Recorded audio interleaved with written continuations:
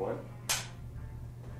Hi, good morning. I'm Coach Todd, and today I'm here with Ian, and Morning. we're just going to chat about kind of how he got started into triathlon and where he is and some other stuff. So let's just see what happens and have some fun.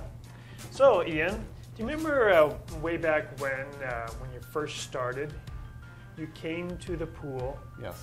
Like we had about 8 lanes of swimmers. I was in the 8th lane. No, you weren't in the 8th lane. I think you were in the 4th or the 5th. Maybe further down, but okay. Okay. And I remember before you got in there, you said, I always ask people what their experience is and why are you here? And I think you said, well, Todd, I just did a triathlon, but it wasn't my race entry. It was my wife's entry. That's correct. How did that happen? My wife signed up for a couple races, and then she ended up getting pregnant. It's my child. And she was able to postpone a couple of the races, but one she couldn't. So 6 weeks before the race, she called me because she was over in Salmon Arm and said, guess what? You're doing an Olympic triathlon in 6 weeks. I think it was about 6 weeks. So I borrowed her bike and I jumped into the pool for the first time in about 20 years and started swimming, and I was already running, and it was a lot slower than I anticipated. I'll say that. And so you finished your first race. It was a Yep. Salmon Arm, and I probably don't even know where you finished. Do you remember where you finished? Or? Ooh, it was, I think there was about 60 or 70 people in the race, and probably about 35, 40, Okay. 40, somewhere in there. So not so bad. Not so bad. I remember though, we had Kendall's family is always big into doing the different pools, like a baby pool. So we had our first triathlon pool. And so I guessed my swim time, I guessed my bike time. I thought it wouldn't be any problem at all holding 40 kilometers an hour on the bike. Easy. Yeah. Clearly not an issue. So I think I guessed I was going to be about 220. I ended up being 245, so a little bit off. A little bit off. Yeah. Not so bad. No, yeah. So that was your first race, Yep. and then you came on deck, and Yes. you said, Todd, I want to get fast. Yes. Did I say And that? believe it or Oh, not, yeah. I hear that all the time. Yeah. People say, I want to get faster.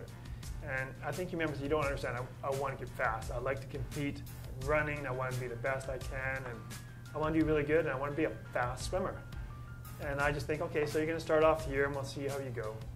And you did. You started off in probably the medium slow lane. Yeah, and I remember asking you, do you think I can make it to lane 1? Absolutely. Is that what I said? Yep. Yeah. Without a doubt. Yeah, I think you were lying, so that's okay. I don't lie. No. And so then, how many years ago was that? Do you remember? Was it 4?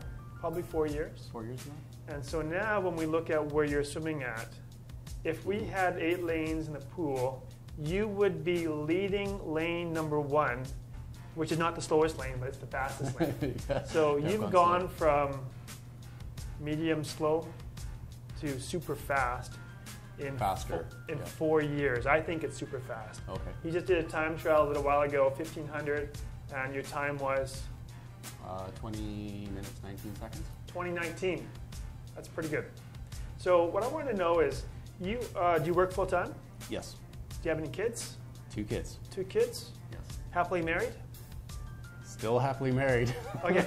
So Despite all of this, yes. how have you done that? And your wife, I believe, has trained for Ironman as well. That's correct, yes. So you've got a busy family. Yes. You've got a busy job. Yeah. And you've got a coach that tells you to do lots of stuff. Yes. And you've done really well. And how do you balance all that? Well, basically my first priority is the family, so everything has to work around that. Luckily with my job being as flexible as it is, I can get a workout in every lunchtime. So that's 5 hours a week right there. I do the brick class on Saturday mornings, which is however many hours that is. And then luckily my kids are young enough right now that they go to bed usually by 8 o'clock. So after the kids go to bed, then it's either go for a run or do the bike. Right. It's easier in the winter because you can do the bike on the trainer. It's a little tougher during the summer when you want to be outside and it's starting to get dark. But it's made for some late runs going down the Trans-Canada Highway at 10 o'clock at night, but that's okay. And that kind of brings me back to another question is, I give you lots of workouts to do. Yep. And every week I review what my athletes are doing. And pretty much I look at what you've done, and you get, I bet you're probably 90 to 95% of getting your workouts completed. And how do you find the motivation to do that week after week, day after day? I don't know if it's motivation. I think it's just a follower. Todd tells me to do it, so I do it. I don't know. I'd be great in the military. Send me over the hill, I'll go, I guess. Okay. I don't know. Yeah. And what's your goal for this year? I guess my main race this year is Coeur d'Alene, which is Ironman. I did Ironman last year, which the first half of the race was okay.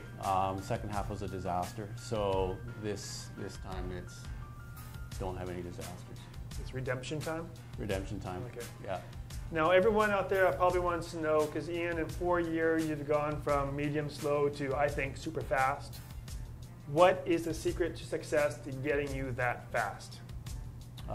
Consistency and time. Just do your workouts, and it takes time. There you have it. There is a secret to success right from Ian. And that's it for today. So Ian, thank you for coming today. Thank you, Todd. Oh, you're welcome. Thank you welcome. for the 4 years of training. Oh, you're welcome. So that's it. Have a great day, guys. Happy training.